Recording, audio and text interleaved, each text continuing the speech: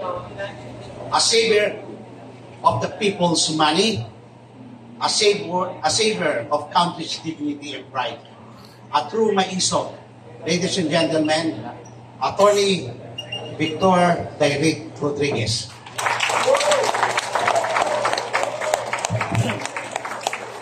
Rodriguez, kakampi ng bawat naaati, hanggang maayos na lipunan, maglilingkod ng buong katapatan. Attorney Vic Rodriguez, may paninindigan. Salamat.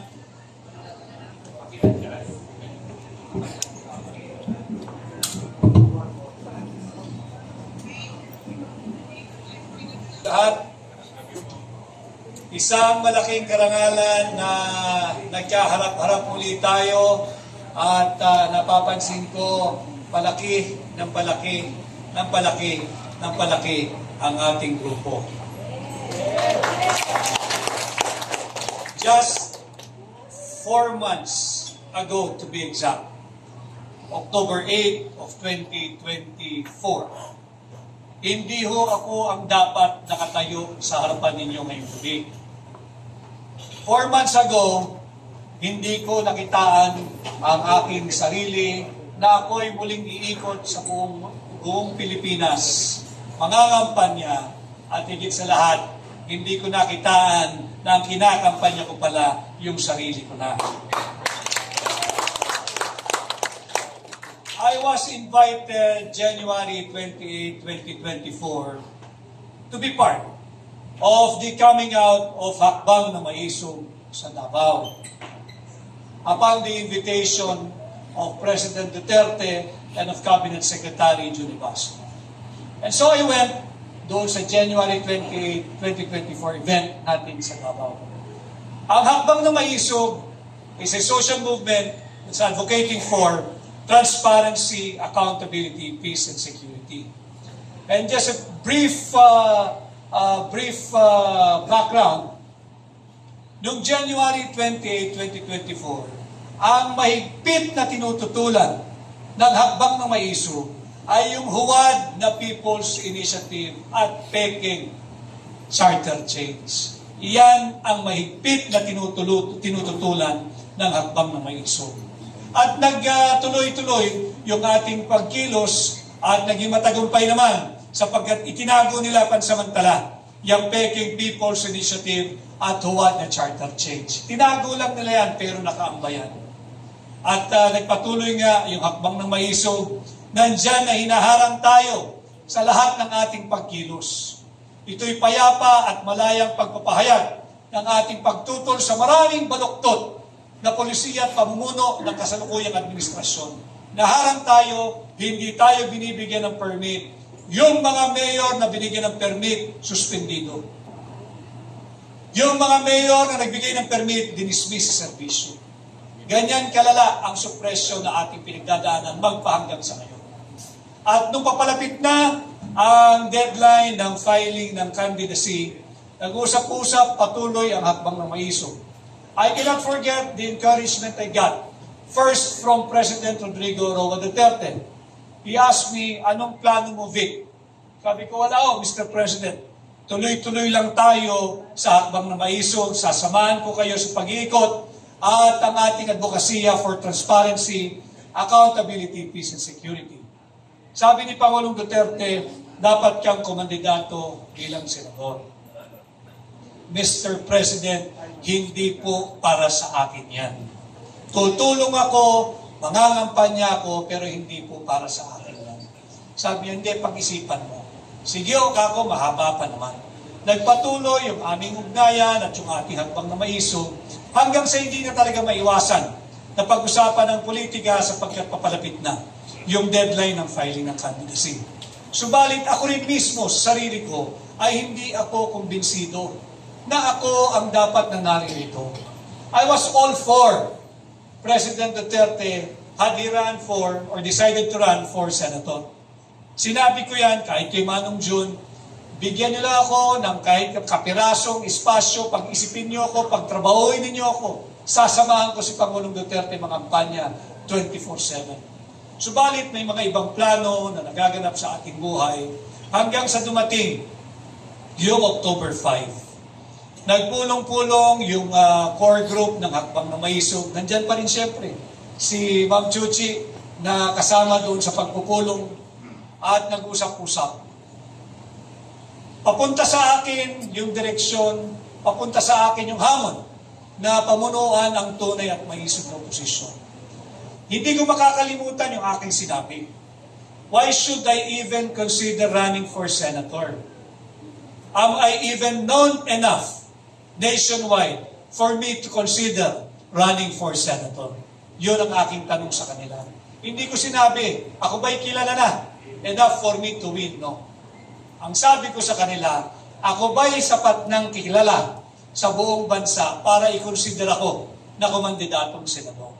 Subalit yun nga, nung gabing yun, nabuo ang consensus at lahat ay nagsabi na tutulong sila at all the way at ating tinanggap ang hamon na pamunuan ang tunay at maisog na posisyon. Fast forward to today, napakarami ng issue. Hindi na lamang yung peking charter change sa tuwad ng People's Initiative. Kasalukuyan, nandyan yung laganap at talamak na korupsyon. Grabe ang kurakot sa gobyerno. At yan ay napatunayan natin nung ating ipinakita kasama si Pangulong Duterte at si Congressman Sid Ungam, yung mga blanco doon sa tinatawag nating Final Bicameral Conference Committee Report. Pilit nilang tinanggi. Nariyan ang unang sinabihan, sinangaling daw si Pangulong Duterte. Hindi pa na kontentong Malacanang. Sinabing kami raw ay mga huwad at malisyoso dahil ang aming pinapakita ay hindi naman totoo. Subalit aming ipinakita ang aming pinangahawakan at bandang huli ang sinasabi ng Malacanang, hugas kamay, wala raw silang kasalanan kung sakaling may blanco itong Bicameral Conference Committee Report. Ating kinakaharap. Subalit hindi tayo magpapatinag at hindi rin tayo muli magpapabudol at magpapadala dito sa ginagawa nilang diversion. Itong impeachment complaint or yung articles of impeachment na transmitted na sa Senado ay isang malaking distraction o diversion.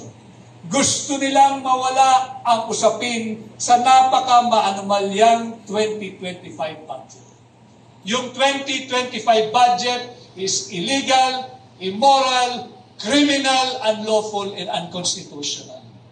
Subalit makikita natin, hindi lamang yung 6.325 trillion 2025 budget ang kanilang ninanakaw.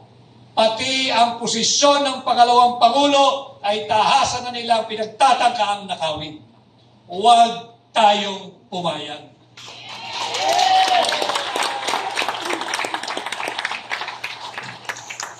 Ilang elitistang mambabatas, lagay nyo ng 300 elitistang mambabatas, laban sa 32 milyong Pilipino, kasama ako, kasama kayo. Yan ang ninanakaw nila sa atin. Huwag tayong pumayag, makipaglaban tayo. Protektahan natin, hindi lamang si Inday Sara Duterte, kundi ang posisyon ng pangalawang Pangulo. Protektahan natin ang sagradong mandato ng 32 milyong Pilipino who lawfully, legally, constitutionally, and democratically elected Inday Sara to be our Vice President. At ngayon, isang gabi ng fellowship and thanksgiving, maraming salamat. Alam mo ninyo, when I decided to accept the challenge na pamunuan ng tunay at maisog na oposisyon, lininaw ko sa ating mga kasama sa Hakbang na Maisog, wala tayong partido. Wala tayong pananalapi at wala tayong sapat na materyales. That was October 5. Umikot po tayo, hanggang sa ngayon umikot tayo sa lahat ng iba't ibang panig ng Pilipinas. And I would like to say thank you to all of you. Hindi ko maramdaman na kulang ako ng materyales. Hindi ko maramdaman na kulang ako ng pondo sa kampanyang ito dahil sa inyo.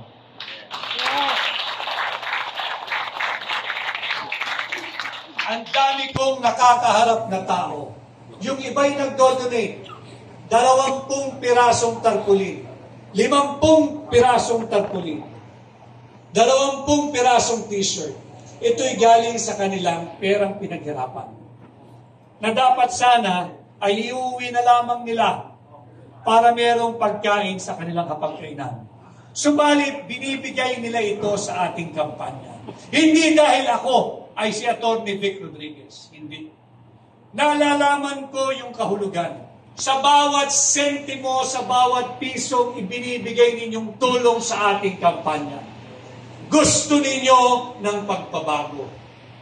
Gusto ninyo ng katinuan sa gobyerno. Gusto ninyo na higit na mabuting bukas para sa atin at higit sa lahat para sa ating mga anak.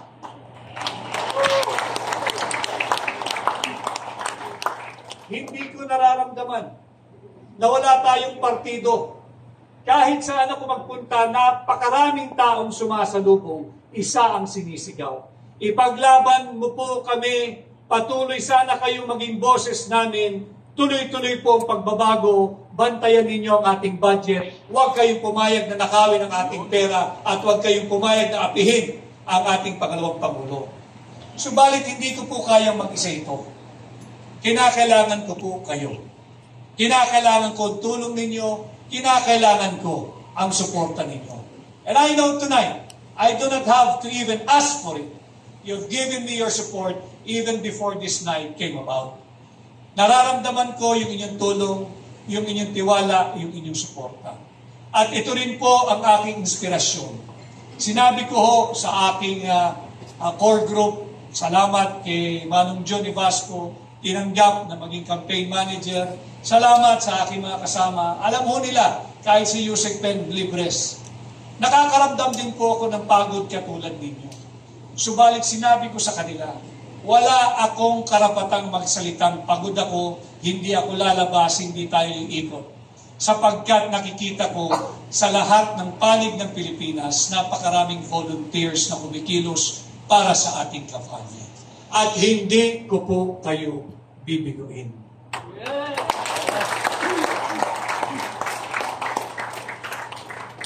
3 days from tonight, magsisimula na opisyal ang ating kampanya. Malayo na po at malaki na rin ang ating na-cover na lugar. Marami na rin po tayo nagawa at marami na rin po ang ating mga nakasama at higit na lumalaki ang ating samahan. Subalit, wala pa po tayong naipapanalo. Ang naipapanalo natin ay yung puso at damdamin ng mga Pilipino ay naniniwala na panahon na maglagay kayo ng bago sa Senado. At sa tulong po ninyo, makakapaghatid po kayo ng bago sa Senado ngayong 2025 pagpatuloy tayong magkaisa. At again, tonight is not the night to be making political speech in front of you. It's more of me saying thank you to each and every one. Maraming salamat, uulitin ko. Hindi ko naramdaman kahit isang araw na kulang ako sa campaign paraphernalia. Hindi ko naramdaman yan. Wala akong pang-advertisement. Subalit, isang araw, may isang grupo na nagsabi, sagot na namin ang 2 billboard dyan sa C5. At sila ay naririto rin ngayong gabi, ang aking mga kaibigang abogado na nariyan sa likod. Maraming salamat sa inyo. Hindi ko maramdaman na kulang ako sa tarpaulin. Bagamat hindi sakto, hindi sapat, pero hindi po tayo salat. At yan ay dahil sa inyong lahat. Maraming salamat. Apakahalagahan ko po yung inyong paniniwala, kumpiyansa at tiwala. Tatandaan ko po lahat ng inyong itinutulong. Yung iba nahihiya, ang kaya lang i-donate 20 pirasong tarpaulin. Huwag po kayong mahihiya. Ako ang dapat mahihiya. Yung inyong itinutulong, may halaga po yan. Uulitin ko, naiintindihan ko yung importansya niya. Imbis na iuwi ninyo sa inyong pamilya, ordinaryong tao nagpapa-imprenta. Nagpapa-imprenta 20, 10, 50. May halaga po yan. At yan ay hindi ko kakalimutan. At sa paghatid nyo sa akin sa Senado, ito ang aking batayan araw-araw at hindi ko sisirain ang inyong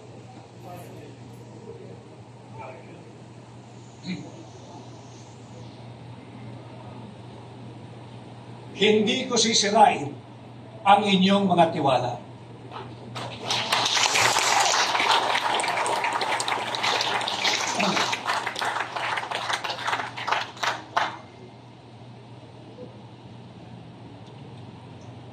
Napakabuti po ninyo.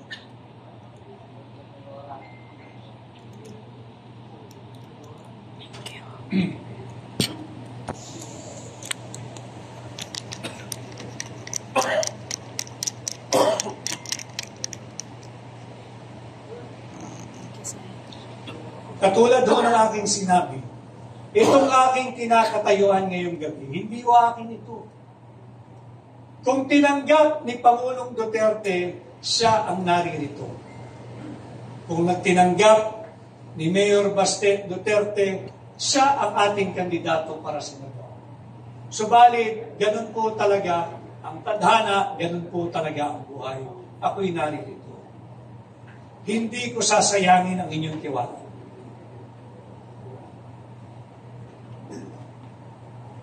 Napakabuti ninyong lahat. At alam ko ginagawa niyo ito hindi dahil sa akin. Ako'y instrumento niyo lamang. Instrumento niyo lamang para magkuha natin yung tunay na pagbabago na ating minimithi. Naniwala tayo noong 2022 doon sa pagkakaisa, sa unity, sa continuity. Alam ko rin na nararamdaman ninyo. Ayaw nyo nang mabudol muli. And all of us here tonight, I know, we all understand what is at stake for our country this midterm election. This May 12, 2025 election. Huwag nating sayangin. Pagtulungan natin, tayo patuloy na magkaisa. At sisikapin kong gampanan lahat ng inyong iuutos o ipagagawa sa akin sa kampanyang ito. Napapagod ako, subalit wala akong karapatang mapagod hanggat nakikita ko kayong kumikilos, gumagalaw, nagbubuo at patuloy na umiikot sa buong bansa. Gagawin ko rin po yan at tatapatan ko ng aking sipag at kakayahan ang inyong tiwala, kumpiyansa at paniniwala. At ngayong gabi, tanggapin po muli ninyo ang aking pasasalamat. Yung iba, ngayon ko lang din nakilala, subalit nagpunta ngayong gabi, handa ang pagbibigay ng kanilang suporta.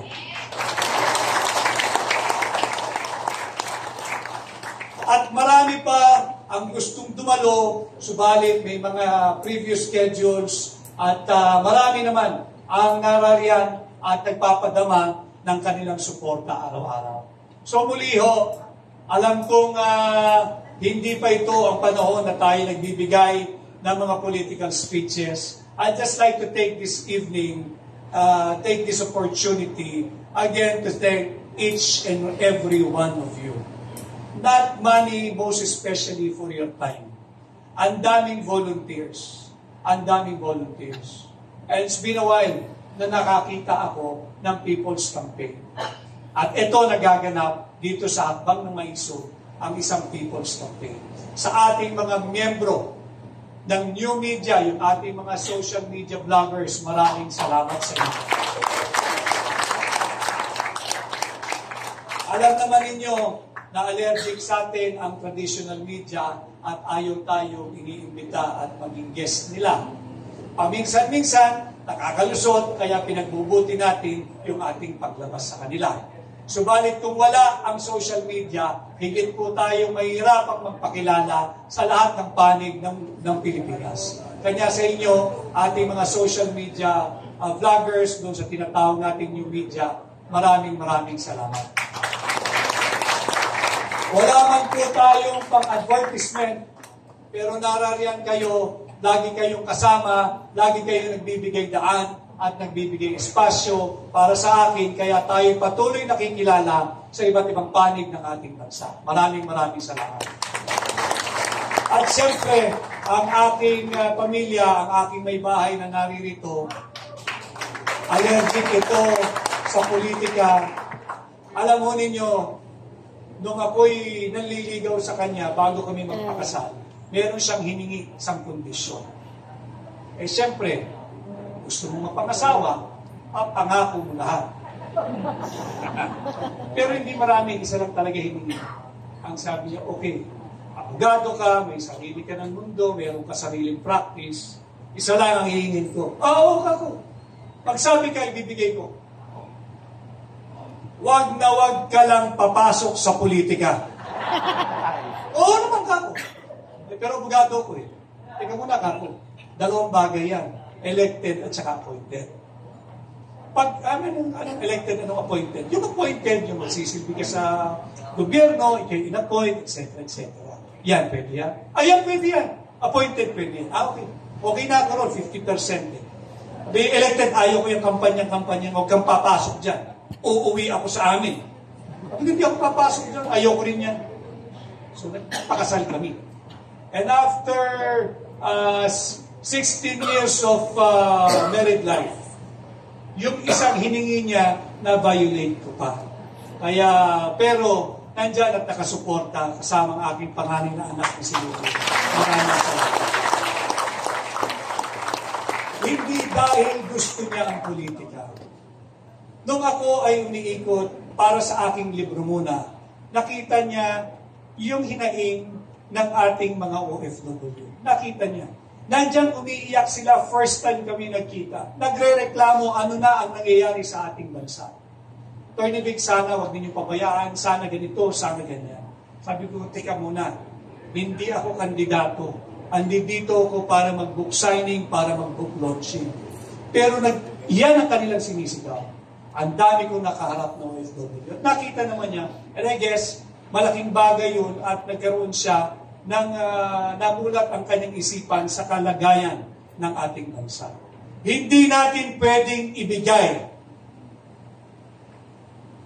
dito sa Marcos administration para magpatuloy lang ang pagnanakaw nila sa pera ng Pilipino. Huwag tayong pumayag, ating labanan, ating tutulan.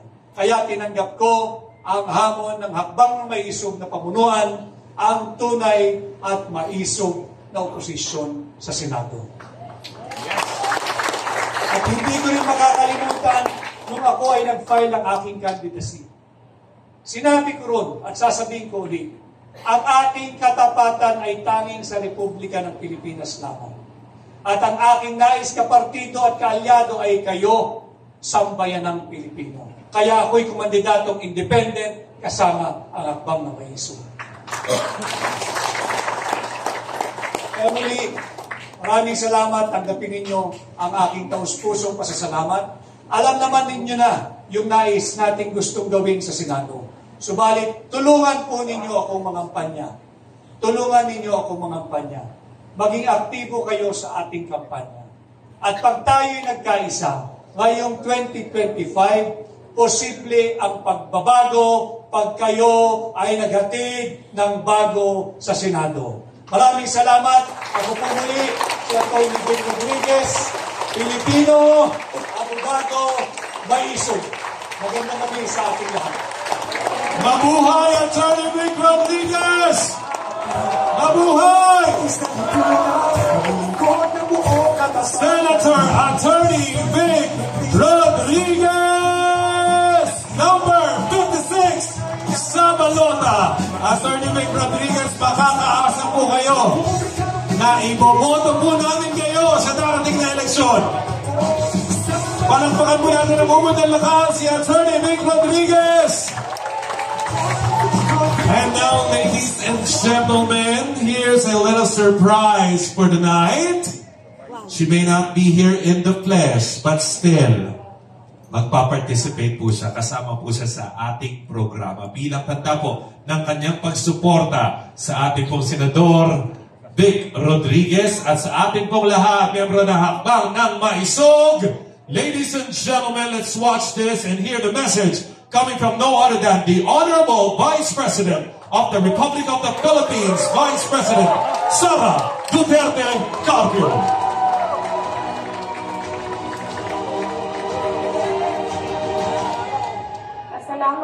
Assalamualaikum warahmatullahi wabarakatuh.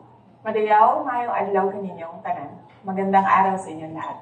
My warmest greetings to the men and women behind Hakbang ng Maisog who are gathered today in the spirit of solidarity and love of country. Let me thank you for your commendable display of unity in tirelessly rallying for genuine transformation, underscored by our shared democratic principles and deep regard for the welfare of our kababayan.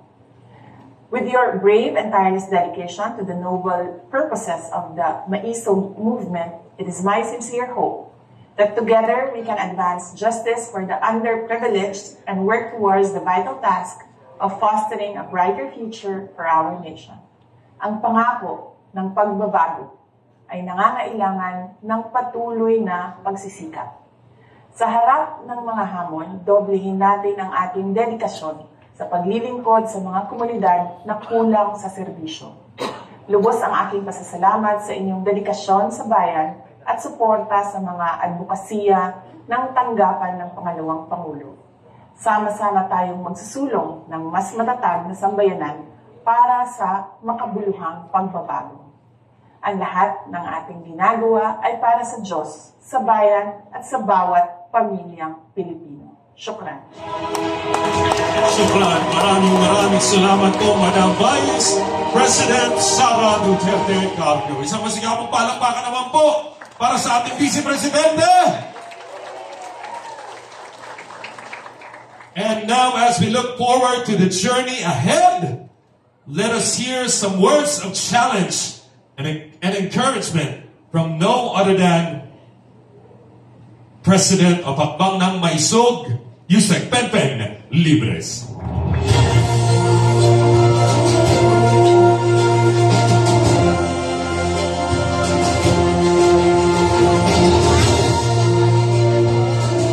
And at this juncture, I would like to request for some announcements. Engineer Ed Francisco. Pwede na pag-draw.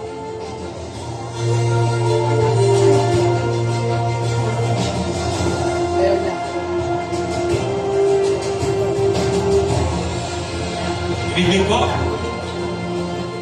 Magandang gabi po sa inyong lahat. Si Sir tawag pala. Ipakita po natin yung totoong pledge of support sa darating na Martes, February 11, meron po tayong motorcade na doon po tayo magtatagpo sa opisina sa number 89 Timog. At iikot po tayo sa Quezon City. Ang assembly time po is 1 o'clock.